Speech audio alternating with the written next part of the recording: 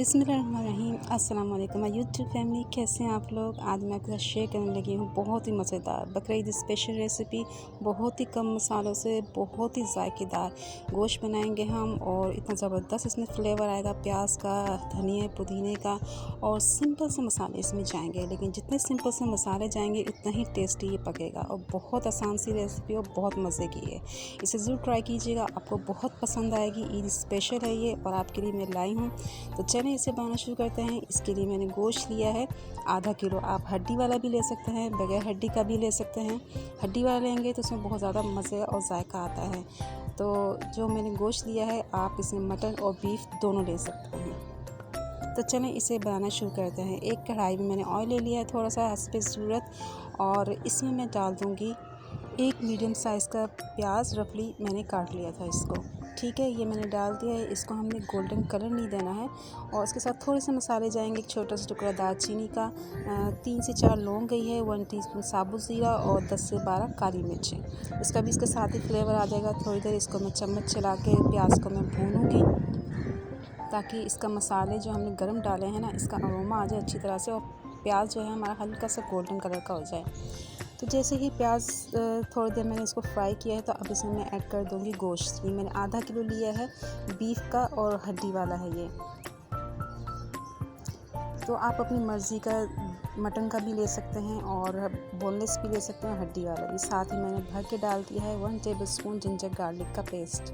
Fresh कूटा हुआ है। फ्रेश हमेशा इस्तेमाल किया करें, बहुत अच्छी खुशबू आती है। पीस के रखने से ये होता है कि इसकी जो खुशबू होती है ना, वो ख़त्म हो जाती है, और खानों में भी फिर मज़ा और वो टेस्ट नहीं आता जो फ्रेश मसालों का आता है। तो इसको मैं थोड़ी देर भूनूंगी ऑयल में, खाली गोश्त को, क्योंकि गोश्त का जो है कलर चेंज होना चाहिए, ताकि इसका पानी ड्राई हो जाए। इससे बहुत अच्छा फ्लेवर आता है सालन में। तो सबसे पहले आपको गोश्त का पानी ड्राई करना चाहिए ऑयल में, इसको फ्राई करके। अब इसमें थोड़े से स्पाइसेस जाएंगे। 1 टेबलस्पून मैंने पिसी हुई लाल मिर्चें ऐड की हैं, और 1 टेबलस्पून मैंने और डाल दी है। आप अपने टेस्ट के हिसाब से लीजिएगा, जितना कि आप पसंद करते हैं। ये कुटी हुई लाल मिर्चें डाली हैं मैंने। और अब इसमें मैं डाल दूँगी थोड़ी सी हल्दी, हाफ़ टी स्पून से भी कम। मसाले से बहुत ही कम जाएंगे, सिंपल और बेसिक मसाले जाएंगे। जितने कम मसाले में गोश्त का अपना एक जायका जो है ना, उतना ही ज़्यादा आएगा। 1 टीस्पून मैंने नमक डाल दिया है हस्बे जायका। थोड़ा देर चम्मच चला के मसालों को मिक्स कर लेते हैं, ताकि ये थोड़े से भुन जाएँ इसमें।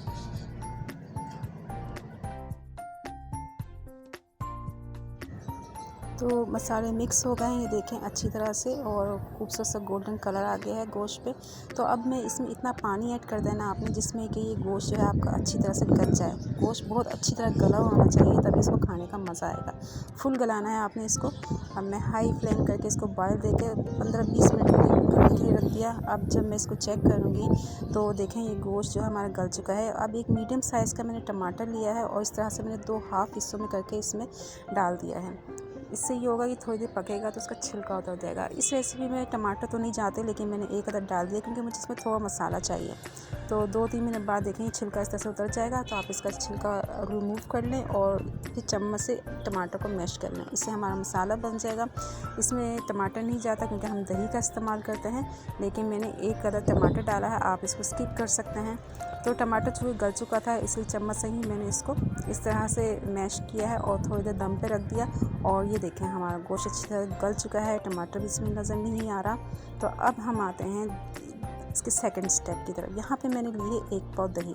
1 पाव से थोड़ी सी कम है, उसको आपने अच्छी तरह से बीट कर लेना है। तो 1 मुट्ठी पुदीना है, और उसको मैंने बारीक काट लिया। 3 से 4 बड़ी वाली हरी मिर्चें हैं, इसके भी मैंने कट कर लिए। 1 बड़ा प्याज इस तरह से रिंग में मैंने काट लिया है। आधी गट्टी मैंने धनिया की ली है फ्रेश, उसको धो के मैंने साफ़ करके रख लिया था।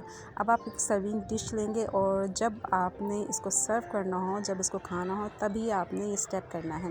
गोश्त जितना भी हमने ये बनाया था, ये मैंने डिश में निकाल लिया है। ऊपर से इसको जो दही थी, इसके ऊपर से इसको मैं डालूँगी, और ये जितना भी हरा धनिया, पुदीना, हरी मिर्चें थी, ये भी मैंने ऊपर से इसकी एक तह लगाई है। बाकी बची हुई दही भी मैंने इसमें डाल दी है। और ये देखें इतना मज़ेदार फ्लेवर आता है इसमें, हरी मिर्चों का, धनियों का, और पुदीने का, दही के साथ। बिल्कुल डिफरेंट सी रेसिपी है ये, बहुत कम मसालों से बहुत ही अच्छा सा इसमें फ्लेवर आता है। आप इसको ज़रूर ट्राई कीजिएगा, आपको बहुत पसंद आएगी। आखिर में मैं इसको इसी डिश में, जिसमें आप इसको सर्व करेंगे ना, मैं इसको बारबेक्यू का फ्लेवर देने के लिए कोयले का धुआं दूँगी। तो इससे एकदम से बिल्कुल ज़बरदस्त सा टेस्ट आएगा इसमें। इस रेसिपी को आप ज़रूर ट्राई कीजिएगा, आपको बहुत पसंद आएगी। बहुत सिंपल है, बहुत कम टाइम लगता है और बहुत मज़े की बनती है। फिर मिलेंगे इंशाल्लाह किसी अच्छी रेसिपी के साथ, तब तक के लिए अल्लाह हाफ़िज़।